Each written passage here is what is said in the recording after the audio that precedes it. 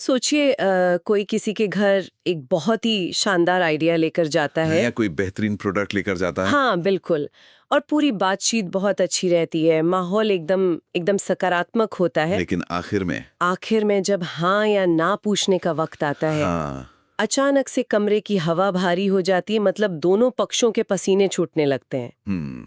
ये बहुत ही आम स्थिति है। तो इस अजीब सी झिझक और दबाव को कैसे खत्म किया जाए, आज की हमारी इस गहरी और विस्तृत चर्चा का केंद्र यही है। बिल्कुल। आज हमारे पास जो ऑडियो रिकॉर्डिंग है वो कहने को तो सेल्स की दुनिया से जुड़ी है, लेकिन असल में ये मनोविज्ञान और इंसानी रिश्तों की गहराइयों को समझने का एक खजाना है। सही कहा। और आज का हमारा मुख्य मिशन ये समझना है कि किसी भी नए विचार को पेश करने के बाद बिना किसी दबाव के एक स्पष्ट कॉल टू एक्शन यानी अगले कदम की ओर कैसे बढ़ा जाए, और इस पूरी प्रक्रिया को दोनों पक्षों के लिए एकदम आसान कैसे बनाया जाए।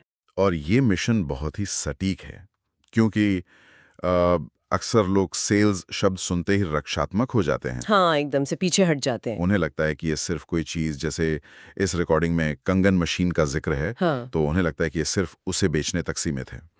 लेकिन अगर हम इस पूरी बातचीत का विश्लेषण करें तो ये असल में दो लोगों के बीच की आत्मीयता और उनके संचार को स्थापित करने की कला है। वो जो बॉन्डिंग होती है। बिल्कुल, वो बॉन्डिंग। जब तक कोई व्यक्ति दूसरे की जरूरत और उसकी मानसिकता को नहीं समझता, तब तक कोई भी कॉल टू एक्शन काम कर ही नहीं सकता। तो चलिए इस प्रक्रिया के सबसे पहले कदम से शुरुआत करते हैं। रिकॉर्डिंग में डेमो प्लान दिखाने के अनुभव पर बहुत ही बारीकी से बात की गई है। जब कोई व्यक्ति किसी के घर के अंदर उसके पर्सनल स्पेस में जाकर अपना प्रेजेंटेशन देता है, तो उसे सामने वाले के चेहरे के भावों को पढ़ना होता है। ये सबसे जरूरी है। क्या आंखों में जिज्ञासा और चमक है, या फिर एक थकान और बोरियत छाई हुई है। यहाँ स्पीकर का कहना है कि ये जो फीडबैक है, ये प्रक्रिया का सबसे शुरुआती और अहम हिस्सा है। यहाँ सबसे दिलचस्प बात यह है कि फीडबैक सिर्फ वो नहीं है जो कानों से सुना जाए। अच्छा। हाँ, फीडबैक वो है जिसे कमरे की ऊर्जा से महसूस किया जाए।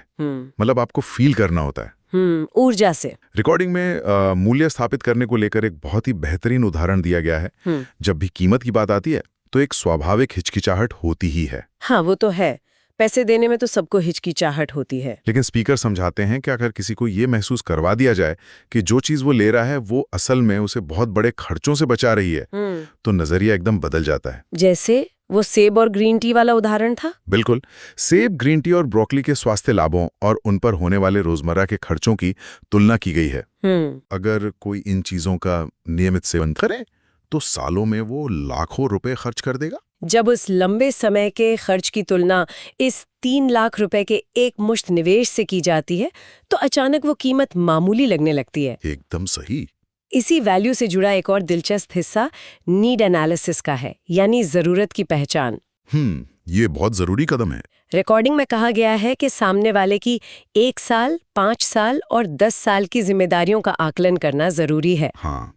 ये भी बताया गया है कि समाज में लगभग 10% लोग ऐसे होते हैं जो अपनी मौजूदा आमदनी से अपनी सारी जिम्मेदारियां आराम से पूरी कर सकते हैं। मतलब उन्हें शायद इस नए बिजनेस या अवसर की जरूरत ही नहीं है। बिल्कुल। असली चुनौती उन बाकी 90% लोगों के साथ है जिन्हें अपनी भविष्य की जरूरतों का कोई स्पष्ट अंदाजा ही नहीं है। लेकिन यहाँ मेरे मन में एक सवाल उठता है, क्या पहली या दूसरी ही मुलाकात में किसी से 10 साल आगे के प्लानिंग करवाना थोड़ा भारी नहीं हो जाता? ये एक बहुत ही वाजिब सवाल है, और यहीं पर एक अच्छे कम्युनिकेटर की असली परीक्षा होती है। कैसे? ये भारी तब लगता है जब इसे एक लेक्चर की तरह थोपा जाए। लेकिन रिकॉर्डिंग में जिस तरीके की वकालत की गई है, वो थोपने का नहीं, बल्कि सामने वाले को सोचने पर मजबूर करने का है। अच्छा, मतलब उन्हें खुद सोचने दें। हाँ, उन 90% लोगों की समस्या ये नहीं है कि वो कमाना नहीं चाहते, बल्कि समस्या ये है कि वे अपनी रोजमर्रा की जिंदगी में इतने उलझे हुए हैं कि उन्होंने कभी रुककर अपनी भविष्य की आर्थिक जिम्मेदारियों का हिसाब ही नहीं लगाया।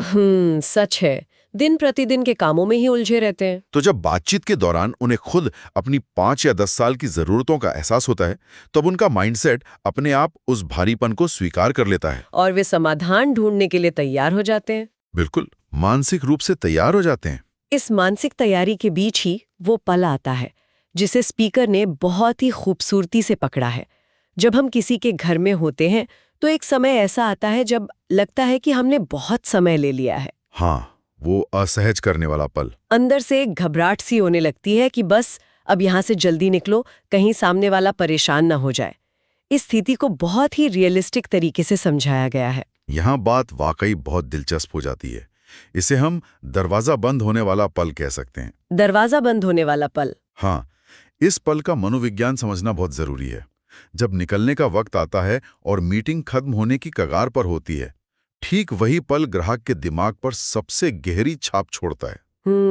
रिकॉर्डिंग में बताया गया है कि जो नए लोग होते हैं वे अक्सर इस दबाव को बर्दाश्त नहीं कर पाते और घबराकर जल्दी से अपना सामान समेटकर भागने की कोशिश करते हैं। हाँ, और स्पीकर ये भी बताते हैं कि इसके उलट जो सीनियर और अनुभवी लोग होते हैं वे इसी वक्त सबसे ज्यादा धैर्य दिखाते हैं। बिल्कुल। वे उस असहजता से भागते नहीं हैं, शांति से बैठे रहते हैं। अनुभवी लोग जानते हैं कि यही वो समय है जब सामने वाला सबसे ज्यादा रिलैक्स होता है, क्योंकि उसे लगता है कि प्रेजेंटेशन अब खत्म हो गया है। एकदम सही।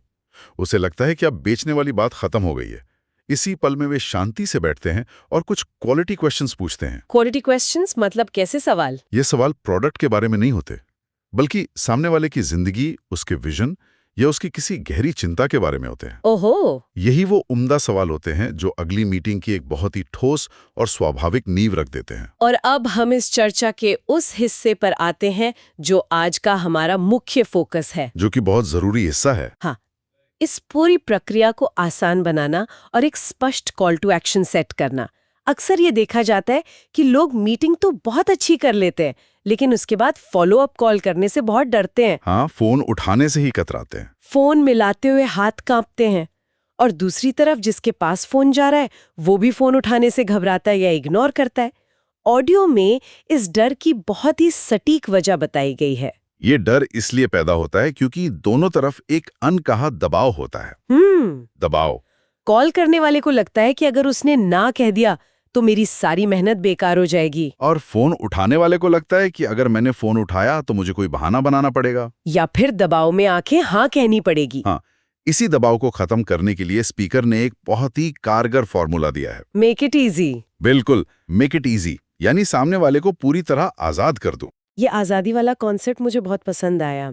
स्पीकर कहते हैं कि ग्राहक को स्पष्ट रूप से ये बता देना चाहिए कि आपका फैसला चाहे जो भी हो, आप हाँ कहें या ना, हमारा आपसे जो रिश्ता है वो बिल्कुल वैसा ही बना रहेगा। और ये एक वाक्य सुनकर ऐसा लगता है जैसे किसी ने कंधे से बहुत बड़ा बोझ उतार लिया हो। सच में ये वाक्य मनोविज्ञान के स्तर पर जादू की तरह काम करता है। हाँ। इंसान की फितरत है कि वो अपनी आजादी छीनने से डरता है। कोई भी बंधना नहीं चाहता। जब कोई प्रोडक्ट बेचता है तो सामने वाले को लगता है कि अब मेरे फैसले को नियंत्रित करने की कोशिश की जा रही है। लेकिन जब आप उसे ना कहने की स्पष्ट आजादी दे देते हैं तो उसका वो डिफेंस मैकेनिज्म, वो सुरक्षा कवच अपने आप गिर जाता है। और डर खत्म होने के बाद ही वो इंसान खुले मन से आपके प्रस्ताव पर विचार कर पाता है, तार्किक रूप से विचार कर पाता है। और जब अगली मीटिंग का प्रस्ताव रखने की बात आती है तो उसके लिए जो तकनीक बताई गई है वो बहुत ही कैजुअल और बिना किसी दबाव वाली है। हाँ, वो 10-15 मिनट वाली तकनीक। किसी को ये कहने के बजाय कि मुझे आपको फिर से पूरा प्लान समझाना है, स्पीकर एक बहुत ही हल्का तरीका सुझाते हैं। सिर्फ इतना कहना कि मेरे पास बहुत कम समय है, मुश्किल से 10-15 मिनट है।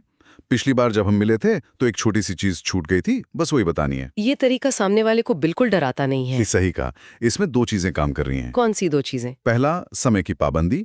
सामने वालों को पता है कि आप सिर्फ 10 मिनट लेंगे तो वो मानसिक रूप से तैयार हो जाता है। दूसरा, जिज्ञासा कि आखिर वो कौन सी छोटी सी बात थी जो पिछली बार छूट गई। ये तो बहुत ही स्मार्ट तरीका है। इसी के साथ रिकॉर्डिंग में एक बहुत ही सख्त हिदायत भी दी गई है जिस पर ध्यान देना अनिवार्य है। वो रेड मारने वाली बात? बिल्कुल, बिना बताए किसी के घर पहुंच जाना, जिसे स्पीकर ने घर पर रेड मारना कहा है, इसकी सख्त मनाही है। रेड मारना शब्द का इस्तेमाल बहुत ही मजेदार लेकिन बहुत ही गंभीर तरीके से किया गया है, क्योंकि ये सामने वाले के समय और उसके पर्सनल स्पेस का घोर अपमान है। सही बात है।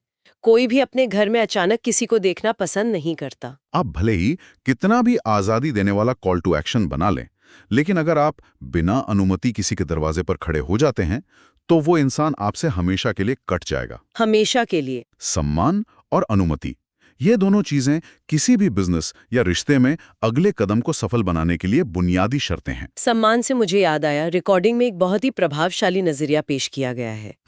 क्या? ये कहा गया है कि लोग असल में कोई प्रोडक्ट या मशीन नहीं खरीदते, वे उस इंसान को खरीदते हैं जो उसे बेचने आया है। ये बहुत ही गहरी बात है। अगर सामने वाले को $1 मिलियन कस्टमर की तरह ट्रीट किया जाए तो परिणाम बिल्कुल अलग होते हैं। उसे ऐसा महसूस होना चाहिए कि वो बहुत खास है।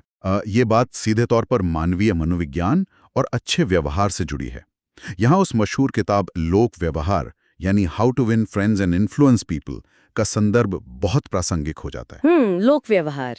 अगर पहली मुलाकात में ही सामने वाले को आपके बात करने का तरीका, आपकी बॉडी लैंग्वेज या आपका व्यवहार पसंद नहीं आया, तो दूसरी मीटिंग का तो सवाल ही पैदा नहीं होता। पहली छाप ही आखिरी छाप होती है। इंसान अंदर से कुछ और होता है और बाहर से कुछ और। पहली मीटिंग में सबसे बड़ा लक्ष्य सिर्फ प्रोडक्ट की जानकारी देना नहीं होता, बल्कि उस इंसान की गुड बुक्स में आना होता है। एक बॉन्डिंग बनानी होती है। लेकिन जब हम बॉन्डिंग बनाते हैं और कॉल टू एक्शन की तरफ बढ़ते हैं, तो ऐसा तो है नहीं कि सब कुछ एकदम स्मूथ चलेगा। हाँ, वो तो है। विरोध या ऑब्जेक्शंस तो आएंगे ही। बिल्कुल आएंगे। इसी पर खोखरा ऑफिस के डिटेल इंटरव्यूज का जो जिक्र ऑडियो में आता है, वो बहुत ही आंखें खोलने वाला है। जब गहराई से पूछा गया कि लोग आखिर मना क्यों करते हैं, तो कई कारण सामने आए। हाँ, कभी कहते हैं पैसे नहीं है, कभी कहते हैं अभी दूसरी चीजें ज्यादा जरूरी हैं। और एक बहुत ही आम बहाना होता है कि पत्नी मना कर रही है। हाँ, ये पत्नी मना कर रही है वाला जो बहाना है, इसका विश्लेषण बहुत ही व्यावहारिक ढंग से किया गया है। स्पीकर बताते हैं कि अगर परिवार में कोई, विशेषकर पत्नी, किसी नए निवेश के लिए मना कर रही है, तो उसका कारण हमेशा वो नया प्रोडक्ट नहीं होता। तो कारण क्या होता है? उसका कारण अक्सर अतीत में लिए गए गलत आर्थिक फैसले होते हैं। स्पीकर ने इसके लिए कलाकांडी शब्द का इस्तेमाल किया है। कलाकांडी मतलब अतीत में बिना सोचे समझे पैसे लगाना और डुबा देना। बिल्कुल। ऐसे में परिवार का रक्षात्मक होना और विरोध करना बिल्कुल स्वाभाविक है। तो जब कोई ऐसा पारिवारिक या पुराना बहाना सामने आए, तो उस वक्त हमारा रिएक्शन क्या होना चाहिए? क्या उनकी बात को वहीं काटकर अपने प्रोडक्ट की अच्छाई साबित करनी चाहिए? अगर आप उनकी बात काट देंगे या उन्हें गलत साबित करने की कोशिश करेंगे, तो बातचीत वहीं एक बहस में बदल जाएगी। बहस तो कोई नहीं जीत सकता। रिकॉर्डिंग से जो सबसे अच्छी तकनीक निकल कर आती है वो है, आपकी बात बिल्कुल सही है, पर मेरा मानना ऐसा है। ये वाक्य तो बहुत शक्तिशाली लग रहा है ना?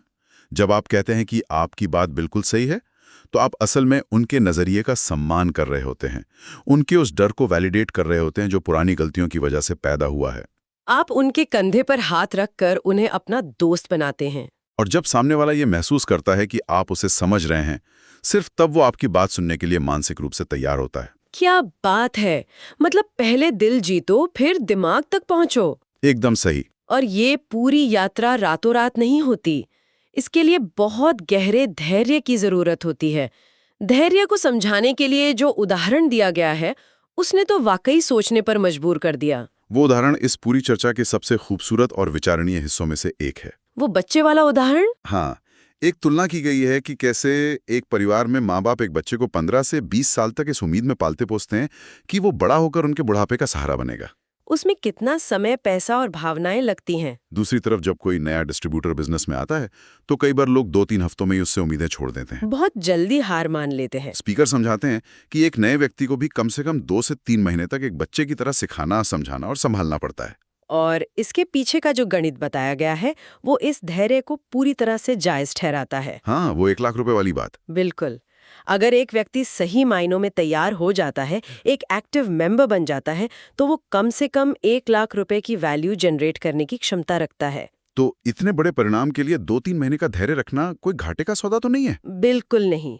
लेकिन ये भी ध्यान रखना होगा कि ये धैर्य सिर्फ हाथ पर हाथ रखकर इंतजार करने वाला नहीं होना चाहिए। हाँ, ये एक एक्टिव धैर्य होना चाहिए जिसमें लगातार अभ्यास शामिल हो। क्योंकि अक्सर देखा जाता है कि नए लोगों ने ट्रेनिंग पूरी ले ली होती है, उन्हें सारे जवाब पता होते हैं, लेकिन जब पहली बार असल फील्ड में जाते हैं तो उनके मुंह से आवाज ही नहीं निकलती, डर के मारे। और यहीं पर एक्शन लेने का महत्व समझ आता है। बिना जमीन पर उतरे सिर्फ थ्योरी पढ़ने से कुछ नहीं होगा। स्पीकर का एक बहुत ही यादगार और प्रेरक वाक्य है, जिसे फील्ड में जाने से पहले हर किसी को याद रखना चाहिए। या तो चेक लेके आएंगे या तो एक्सपीरियंस लेके आएंगे, खाली हाथ नहीं आएंगे। ये माइंडसेट हारने के डर को ही जड़ से खत्म कर देता है। अगर डील हो गई तो जीत, और अगर ना सुनने को मिली तो उससे मिला अनुभव भी एक बहुत बड़ी जीत है। ये माइंडसेट कॉल टू एक्शन को बहुत आसान बना देता है। जब आपके अंदर से कुछ खोने का डर निकल जाता है, तो सामने वाले से बात करते समय आपकी आवाज में एक ठहराव आ जाता है, एक आत्मविश्वास।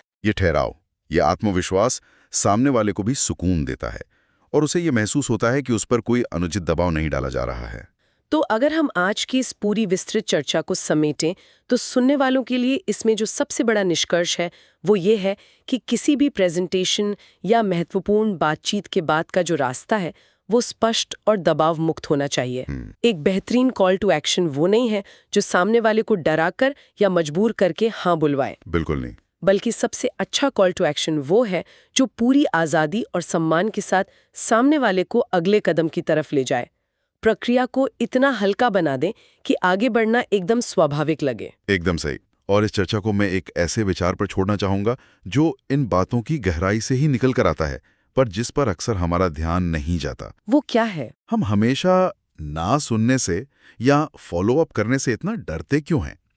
शायद इसलिए क्योंकि हम अनजाने में अपनी खुद की अहमियत, अपनी सेल्फ वर्थ को उस प्रोडक्ट या उस प्रस्ताव से जोड़ लेते हैं। हाँ, हम उसे व्यक्तिगत तौर पर ले लेते हैं। हमें लगता है कि अगर सामने वाले ने प्रोडक्ट को ना कहा तो उसने असल में हमें ना कहा है।